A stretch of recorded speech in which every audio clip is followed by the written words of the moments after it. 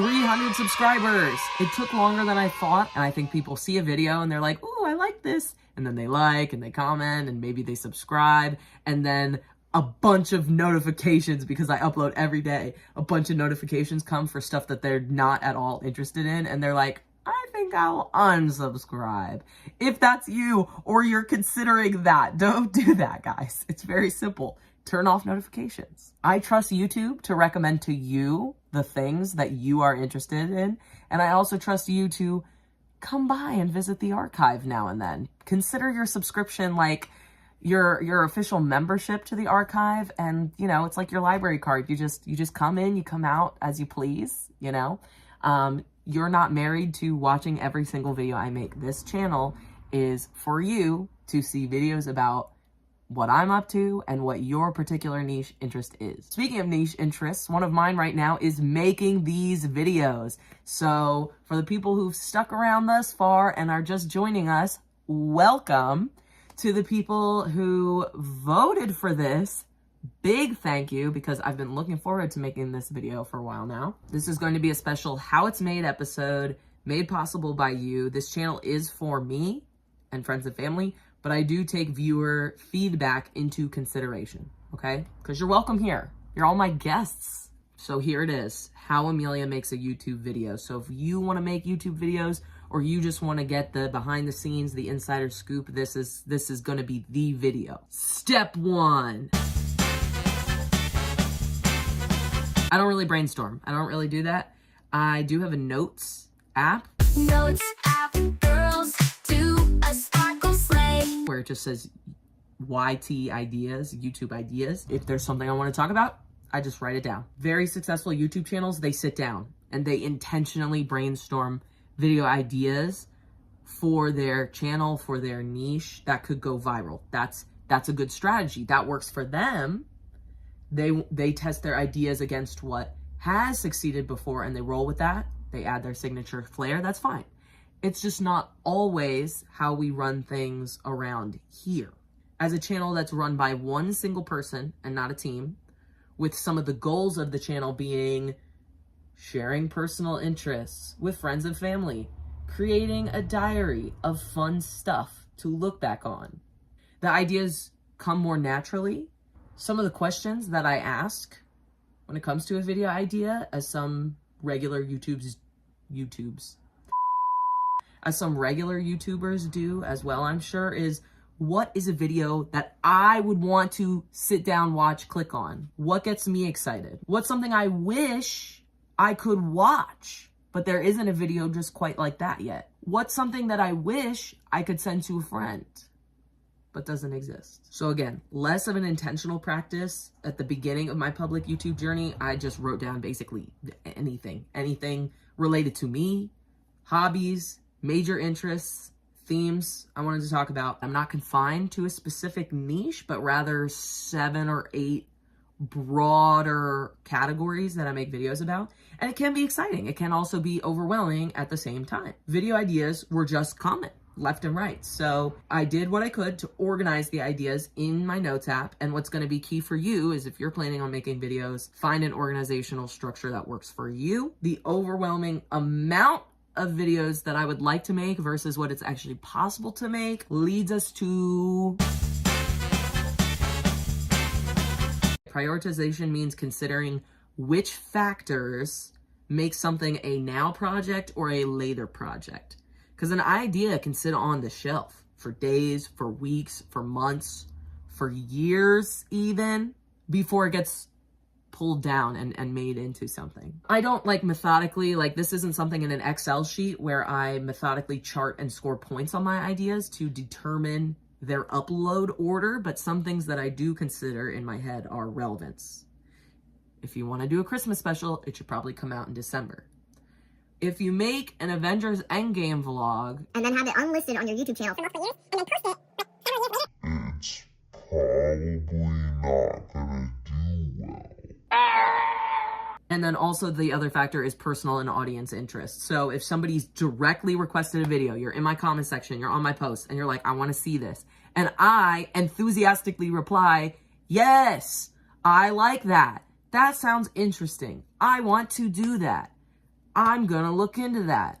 I mean it. I actually I write it down. If nothing else, I write it down. Some viewers indirectly show me what they're interested in by, like, the YouTube algorithm slaps a couple hundred views on a video instead of slapping like 20 views on a video, right? So if it's something that is also a topic I'm interested in, the Muppets, I will also lean into that topic for a bit. But making videos does take time. After all, this was step one, technically. Research is sort of like a misleading term because it makes it sound so much harder than it actually is. Because research in undergrad, that was like, that was a process. Research for me means rewatching or rereading the source material of what I'm gonna make the video about. Usually I've already seen what others have to say about something, but maybe I'll look into some other opinions, articles, videos. If I want to make a connection between an actor I've seen over here, a performer I've seen over there, a character that's in a lot of different things, I might do the basic stuff, you know, pull out the Google, the Wikipedia, the IMDb, other YouTube videos, and the source material. So sometimes the Internet Archive is helpful. Most of the time it's not. But the research phase is about revisiting the source material and jotting down thoughts and facts, which then lead us into... Script is also a fancy word. It makes you think of, you know, critically acclaimed motion picture nominations. TV shows that have, like, just the right amount of seasons. But in this place, the script really means, like, hello, this is what I want to say in the video. For some of my videos, the script is very minimal. It's basically unscripted.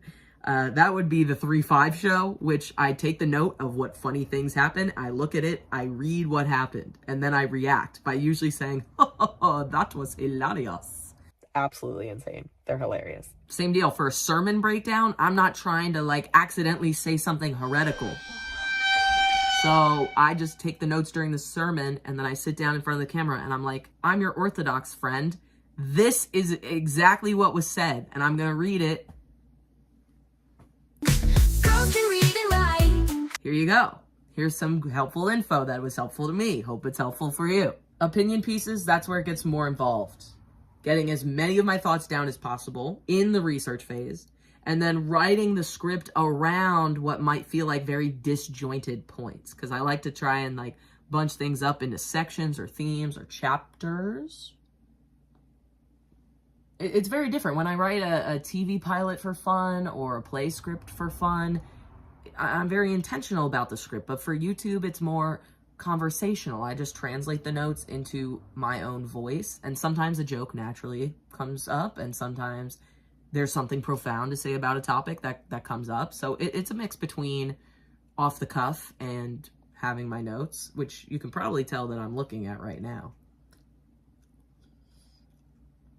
Sometimes once I have the idea, there's things that go in the script immediately because I know the source material, I like the source material, and I already know there's topics or themes or a specific moment that I want to talk about. So I'll sit down and I will create an extra doc that says YouTube and then whatever the idea is. Similarly, if I think of something like a visual gag or a sound that I want to include, but it wouldn't be something that I would say out loud, I just throw it in there in parentheses so that I know to go back and do it. Or I'll just pull one of these. Add cartoon running sound effects. And then I'll just remove my voice. I'll take out the placeholder. Okay, to be honest, most of you have definitely clicked off of this video at this point. I don't do hooks in my video, so that's why half of you are gone already. Because it would sound not genuine me. Let's try that again. It would not sound genuine for me to be like, you better stick around for step 12 because blah, blah, blah. Like you've lost me. You've lost me at that point. Like, a lot of these YouTubers, they sound AI generated. They sound disingenuous. Like, if you care about the topic as a viewer, you're just going to hang out with me. You'll sit through some of this slop to hang out with me. I also do try to help by doing something in the description to help viewers find what they want, but we'll talk about that later. In step 6, see what I did there? I naturally do incorporate hooks, and that last sentence probably counts, okay? Transitions for sure, for sure. And not like these transitions. Or these transitions, not these. No, not these kinds of transitions. But transitioning verbally from one topic to the next, I enjoyed that when it came to writing essays for school. So it does translate to this medium of the YouTube video. Which brings us to the meat. We thought of the idea. We've researched the idea. We've scripted the video. Now it's time to broadcast yourself. There are a couple different recording types that I use regularly, and that's the ones that are more heavily audio-based and the ones that are more heavily video-based. This is going to be one of those that's more heavily video-based. You're looking at me, you're seeing me, talking in real time, getting the video in real time. Videos like this are going to be the 3-5 show, sermon breakdowns, travel vlogs, absolutely travel vlogs, because you're seeing me, where am I, what am I doing, what are we doing? The audio-based vlogs are more, you get my audio, but over top, like the picture, it's going to be mostly, rather than just some sporadically throughout, it's going to be mostly videos, photos, right? So that would be most of my reviews right now, the Muppet stuff, the Baby Einstein stuff. I don't know where a stream, like a video game stream, would land because it is primarily my audio, but it is in real time that the audio is happening. So do with that what you will, but those are the two main ways I do it. And if you're going audio-based, you can literally just start a voice memo, and when you're done with your script, you can stop the voice memo and then send the voice memo to your computer. This is a really great option if you are anxious about the way you look and sound, if you don't want to change out of the gamer hoodie or the pajamas or the, I don't know, or if you're super anxious and you're like, I don't want my fan base to look at that mountain and then triangulate where I live and then break into my house. This is a great option. It takes a lot of the pressure off. The screen-based video one, these are just recorded from my iPhone. And after it's recorded, we can't just throw it onto YouTube as is. We need to. Editing for me is half practical and half very super silly. So let's start with what happens on the practical side. I'm looking for stuff like pauses that are too long, annoying human noises like coughing, throat clearing, breathing,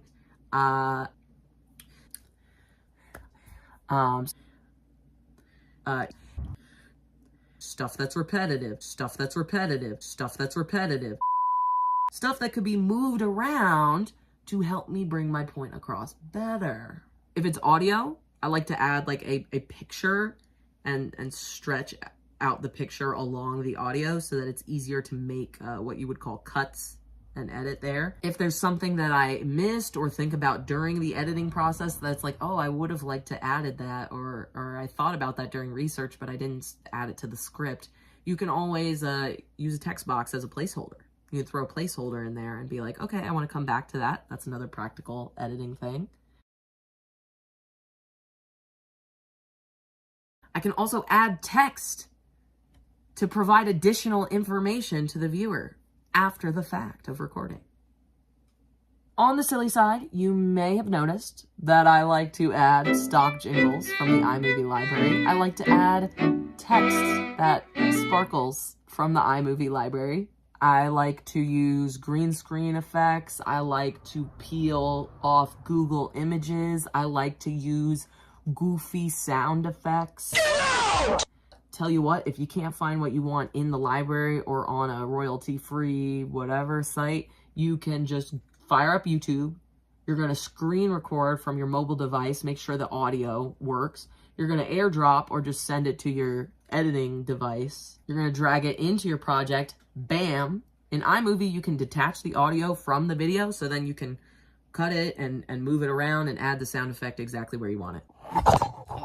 Now you're probably thinking, phew, we're done here, right?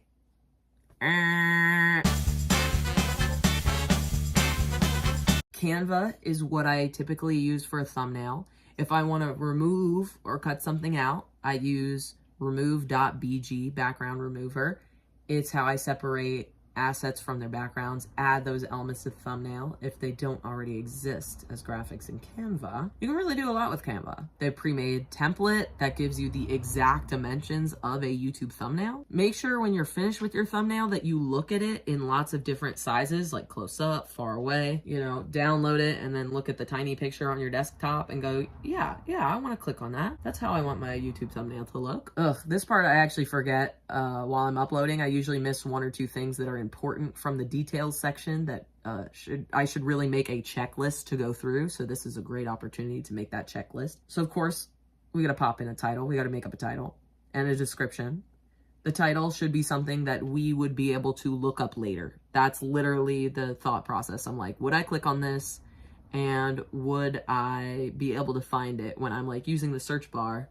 If it's a video with Muppets in it, Muppet is going to be in the title. So I can look up Muppet and then all the videos with Muppets are going to pop up. Description, you do get more words than a title, naturally. So anything that you talk about or want to mention or think people would be interested in that is in your video, don't make a random description. Just put it in there. I absolutely refuse to ask ChatGPT, make me an SEO-friendly description for this video. Here's the script.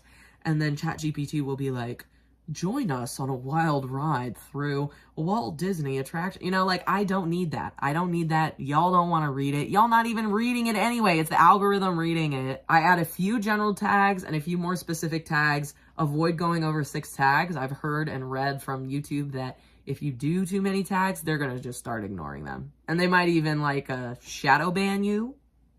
And what's nice is I have to wait for a video to download from iMovie anyway, and that gives me usually enough time to write a brief description that describes the video.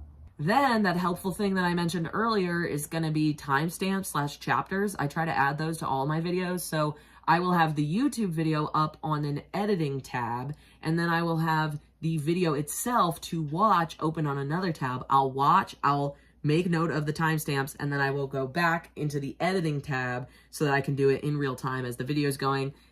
I rarely have enough data for this to be useful, but it is fun to create 3 different variations of a thumbnail and see which one performs the best.